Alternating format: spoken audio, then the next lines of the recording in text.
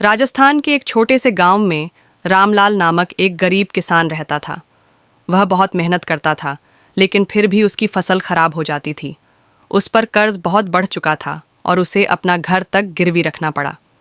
एक दिन निराश होकर वह एक संत के पास गया और अपनी परेशानियां बताईं।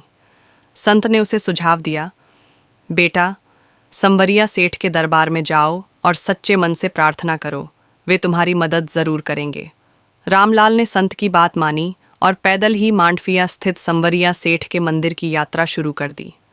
भूखा प्यासा, बिना रुके, उसने 7 दिन में 80 किलोमीटर की यात्रा पूरी की।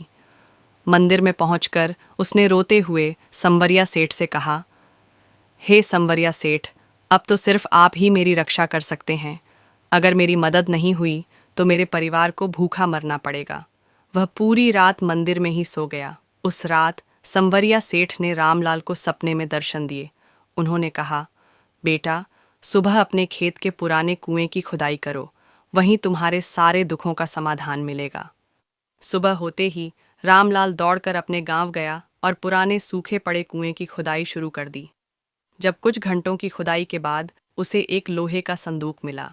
जब उसने उसे खोला तो उसमें सोने चांदी के सिक्के और हीरे जवाहरात भरे हुए थे। रामलाल की खुशी का ठिकाना नहीं रहा।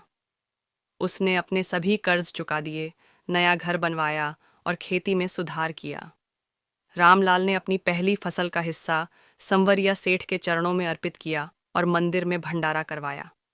अब वह हर साल संवरिया सेठ की सेवा में योगदान देता है और उनकी कृपा से उसका परिवार समृद्ध जीवन व्यतीत कर रहा है।